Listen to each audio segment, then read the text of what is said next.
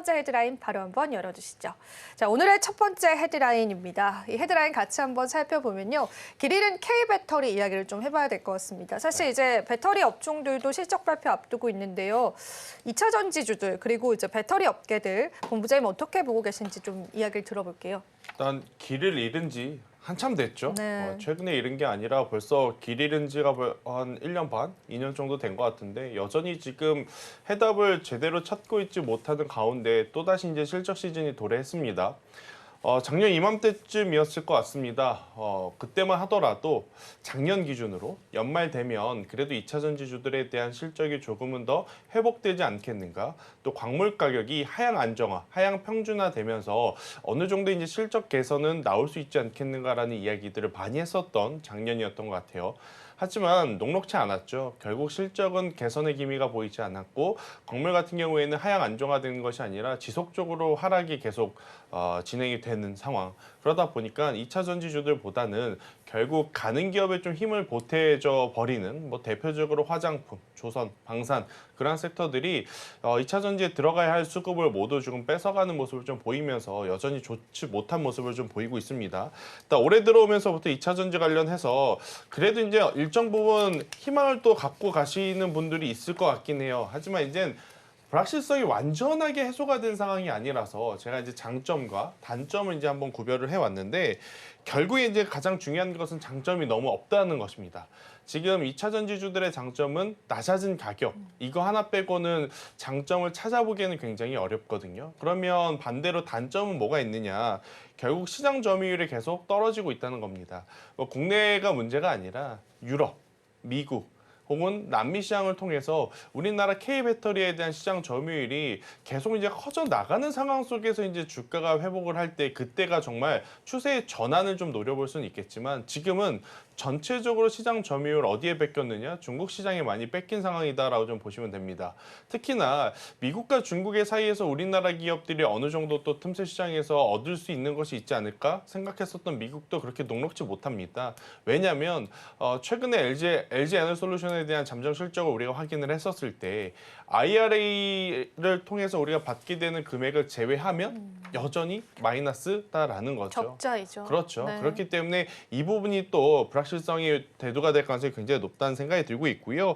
결국엔 시장 점유율도 떨어지고 IRA에 대한 어떤 범위도 뭐 지금 당장 축소하진 않겠지만 계속 구설수에 오르고 있는 상황, 당연히 실적의 부진은 수급의 약세로 이어지는 상황이다 보니까 참 2차 전지주들이 고개를 들기는 굉장히 어려운 것 같아요. 그래도 그나마 잘 버텼던 쪽이 LG 에너지 솔루션이었는데 지난주부터 LG 에너지 솔루션 같은 경우에는 낙폭이 계속 커지지 못하고 35만 원이라는 가격대 위로 올라가지 못한 채 벌써 어느새 33만 5천 원. 그러니까 33만 원 밑으로 지금 또 하락하는 모습을 좀 보이다 보니 LG에너지 솔루션뿐만 아니라 다수의 2차 전지주들이 지금 힘을 쓰지 못하는 모습인 것 같습니다. 제 기준으로 그럼 2차 전지는 언제 어느 타이밍에 봐야 되느냐?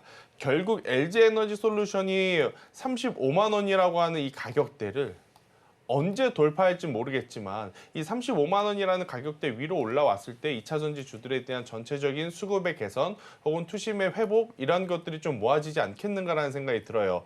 지금 미국도 여기저기 난리죠. 관세를 통해서 중국과의 대립도 문제지만 트럼프의 최측근이라고 했었던 일론 머스크의 테슬라도 결코 좋은 모습을 보이고 있지 못합니다. 지금 유럽에서는 반 테슬라에 대한 느낌들이 굉장히 강하게 나타나면서 테슬라 차량에 대한 또 불신, 반감들이 또 커지고 있는 상황이라서 2차 전지주들 길게 본다면 당연히 지금의 가격을 이용해서 천천히 매수를 해놓으면 괜찮겠지만 지금 당장의 V자 반등을 노리기에는 아쉬운 점들이 너무 많은 상황이라서 저는 여러분들이 조금 힘드시더라도 좀 지치시더라도 냉정하게 판단을 해야 될 필요가 있다라는 생각을 한번 말씀드려보도록 하겠습니다. 네. 2차 전지 업종들은 또 투자자분들이 많이 보유하고 계신 그런 섹터 내에 있는 종목들이 많아서요. 저희가 항상 저희 입장에서도 좋은 뉴스를 좀 여러분들에게 브리핑을 해드리고 싶은데 지금 전반적인 상황들 자체가 좋지 않습니다. 우리가 항상 이야기하는 캐즘 극복도 사실 뭐 얼마 전에 유럽 쪽에서 살짝 판매가 호전됐다 이런 소식이 들려오긴 했지만 그게 또 증시를 확 일으킬 만한 그런 뉴스로는 다소 부족한 것 같았고 또 이제 전반적으로 지금까지 잘 지켜줘 버텨줬었던 LG 에너지 솔루션도 다소 무너지는 모습들 보여지면서 역시나 고민감이 좀 깊어집니다. 제가 안 그래도 본부장님한테 네. 그래도 뭐 최근에 원통형 배터리 수주도 많았었고 그런 LG 에너지 솔루션과 같은 기업들은 좀 살아남을 수 있지 않을까라고 질문을 드리려고 했는데 네. 이미 또 평가를 해주신 부분이 있어서 그런데 삼성 SDI 같은 경우에도 얼마 전에 이제 투자를 하겠다 이런 이야기가 나오면서 이제 전고체 배터리 쪽으로는 그래도 최근에는 좀 수급들이 좋았었잖아요. 이쪽 섹터도 여전히 좋지 않은 걸까요? 일단 가능성이었죠. 그때 당시에도 결국 규모에 대한 어떤 금액보다도 그걸 연으로 환산을 했었을 때 정말로 배터리 셀 기업들에게 유의미한 실적이었는가 이것을 고민을 해보면 그렇게 큰 금액은 아니었거든요. 1년에 만약 예를 들어서 1조면 굉장히 크죠. 근데 10년에 1조라면 결국 연 1,000억에 대한 어떤 매출 비중이지 않습니까? 뭐 2차 전지 주들에게는 이것 또한 굉장히 뭐 감사할 일이긴 합니다만 그 정도 수준의 어떤 규모로는 아직까지는 2차 전지 주들의 투심이 굉장히 크게 살아났다고 보기에는 너무 이제 기대감에 먼저 올라온 시가총액이 부담이 되는 거죠. 그렇기 때문에 저는 조금은 더 시간을 두고 보셔야 될 것 같은데 그래도 우리나라 배터리셀 3대장 하면 LG에너지솔루션과 삼성 SDI, SK온을 예를 들 수는 있을 것 같아요. 일단 전고체 배터리가 왜 최근에 강했는지 여러분들이 그때 당시의 뉴스를 떠올려 보면 플러스 로봇 산업이 떠오를 겁니다. 로봇 같은 경우에는 계속해서 움직여야 되다 보니 그 움직이던 로봇을 중간에 멈추고 충전을 할 수가 없어서 아무래도 이제 짧은 시간 안에 충전이 가능하고 또 한 번 충전으로 어떻게 보면 굉장히 길게 쓸 수 있는 전고체 배터리가 로봇에 탑재되었을 때 가장 크게 시너지 효과를 볼 기업이 바로 삼성 SDI가 아니겠는가라는 기대감이 굉장히 컸었거든요. 당연합니다. 그러니까 어떻게 보면 기대감을 충분히 불러일으킬 수는 있죠. 하지만 전고체 배터리가 탑재하게 되면 로봇의 가격이 상당히 비싸질 가능성이 높습니다.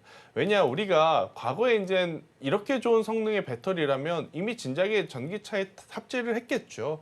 그럼에도 불구하고 탑재 일정이 늦어졌었던 이유는 뭐냐면 일반 LFP 배터리보다 NCM 배터리보다 지금 전고체 배터리는 훨씬 더 가격이 비싸기 때문에 과연 이게 상용화가 될 것인가에 대한 부분을 좀 고려해 볼 필요는 있어요. 말은 되지만 스토리텔링은 되지만 실제로 로봇주들이 전고체 배터리가 탑재가 되었을 때 얼마만큼의 판매량을 보여줄 것인가 이 부분을 좀 고민해 볼 필요는 있을 것 같거든요.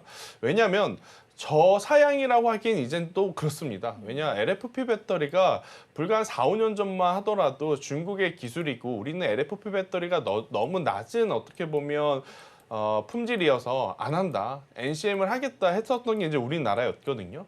근데 지금 와서 보면 LFP 배터리에 대한 성능이 너무 많이 올라와져 버렸어요.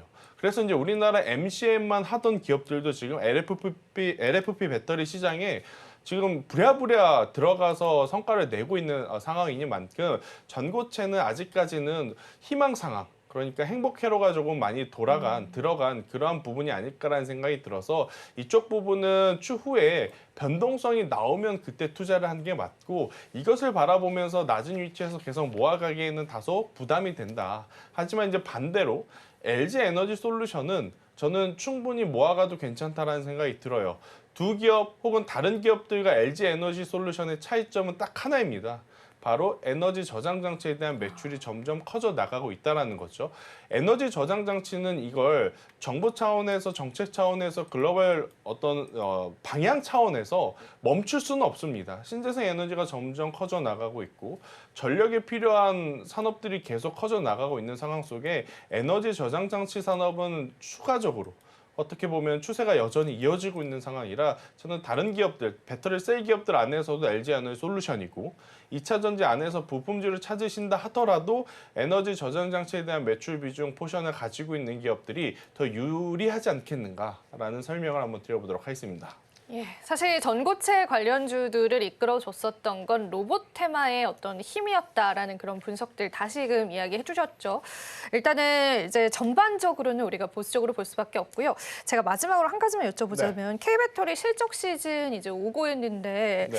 그때 관전 포인트 있을까요? 사실 보통 이렇게 안 좋은 업황은 실적이 바닥에 찍었다 그러면 또 주가가 다시 상승하기도 올라갔죠. 하잖아요. 네. 어떻게 보세요, 이번에는? 기준으로 보면 저는 저희 나름 개인적인 기준은 여전히 흔들리지 않고 LG 에너지 솔루션이 35만 원이라는 가격대 위에 올라왔을 때 그때 저는 2등주, 3등주를 체크를 하는 게 맞지 않겠는가라는 의견을 좀 드리고 싶어요.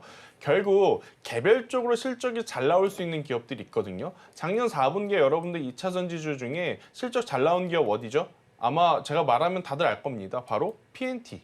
그러니까 수주 잔고가 여전히 많은 상황이라서 실적이 추정치가 혹은 추측이 혹은 예상이 되는 기업들은 괜찮지만 그렇지 못하다면 LG 에너지 솔루션에 대한 가격의 회복이 첫 번째. 그리고 가격이 회복을 할 때 개인 투자자들이 사서 올린 가격이면 안 됩니다. 외국인 혹은 기관 투자자. 지금 시점에서는 외국인 투자자의 수급이 어떻게 보면 가장 중요한 바로미터가 될 가능성이 높아서요. 저는 LG에너솔루션이 실적 발표 이후에 35만 원이라는 가격대 위로 회복하는지 여부를 첫 번째, 회복할 때 외국인들의 수급이 들어오는지 여부가 두 번째, 이 두 가지가 맞물려서 좋은 성과가 나게 되면 여러분들이 좋아하시던 에코프로 그룹주들, 포스코 그룹주들 저는 충분히 한번 시세가 될 가능성이 높으니까 그때 매매 전략을 좀 냉철하게 챙겨보시는 것이 좋지 않겠는가라는 의견 드리겠습니다.